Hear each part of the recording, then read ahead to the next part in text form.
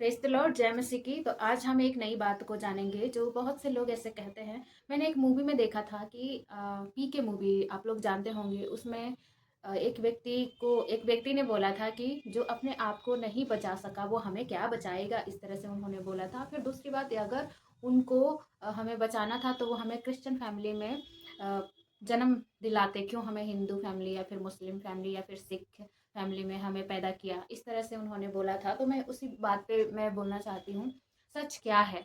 क्या ये सही है कि अपने आप को नहीं बचा सका तो हमें क्या बचाएगा? मतलब सीधा ये चीज़ें, ये वर्ड ना सीधा दिमाग में घुस जाती है, जो बिल्कुल भी नहीं जानते हैं यीशु मसीह के बारे में कि वो क्रूस पर क्यों है। मेन मुद्दा यही है कि वो क्रूस पर क्यों है, और वो बिल्कुल नहीं जानते हैं कि वो क्रूस पे क्यों है। लेकिन लोग ऐसा बातें बोलते हैं कि वो अपने आप को नहीं बचा सका तो हमें क्या बचाएगा। तो गाइस, मैं बताना चाहती हूँ वो अपने आप को क्यों नहीं बचाया और वो क्यों क्रूस पे है।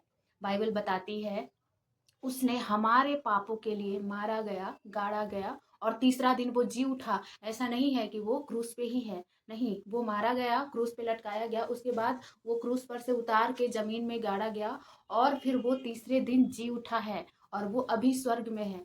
वो इस दुनिया में इसीलिए आया था ताकि हम सब जो पापी मनुष्य हैं, जो पाप में भटक गए हैं। बहुत आप लोग बोलेंगे कि हम तो पाप नहीं करते, हम तो चोरी नहीं करते, हम तो खून नहीं करते, हम तो व्यभिचार नहीं करते।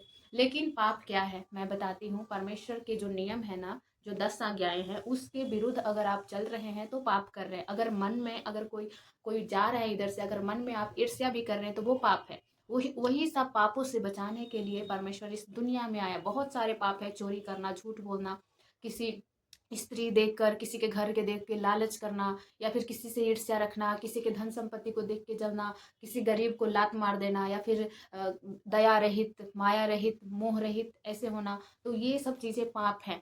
अनुग्रह मतलब अगर हम किसी को देखते हैं जैसे उस दशा में है, जिसके पास खाने के लिए कपड़े नहीं है, तो उससे हम घिना जा रहे हैं तो वो पाप है।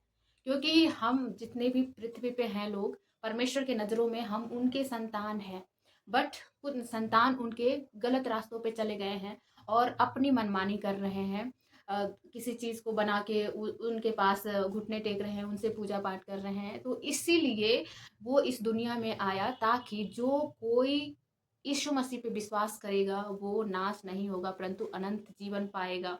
और वो हमारे पापों के लिए वो क्रूस पे है। वो हमारे पापों के लिए क्रूस पे है ताकि हम नाश ना हो, और जो भी उस पे विश्वास करता है वो अनंत जीवन पाता है, और वो पिछले जितने भी पाप थे, उनके काम थे, वो धुल जाते हैं और उसके बाद नया जीवन जीने के योग्य परमेश्वर बनाता है। तो हम ये सच्चाई था कि परमेश्वर क्यों वहाँ पे क्रूस पे है, वो हमारे और आपके लिए है। और ज़्यादा जानना चाहते हैं तो आप ज़रूर एक नया नियम की पुस्तक लें, क्योंकि ना अधूरे ज्ञान ना हमें भटका देती है, गुमराह कर देती है। लेकिन अगर करेक्ट ज्ञान रहेगा, सही ज्ञान, सही जानकारी रहेगी तो हम किसी के बहकावे में भी नहीं आ पाएँगे। तो ये पुस्तक है, ये बाइबल है जो हमें जितने भी हमारे मन में सवाल है ना, वो सवाल का जवाब मिलता है। अगर कोई बता दे कि वो अपने आप को नहीं बचा सका तो हमें हमें क्या बचाएगा? तो इसका जवाब इसमें है।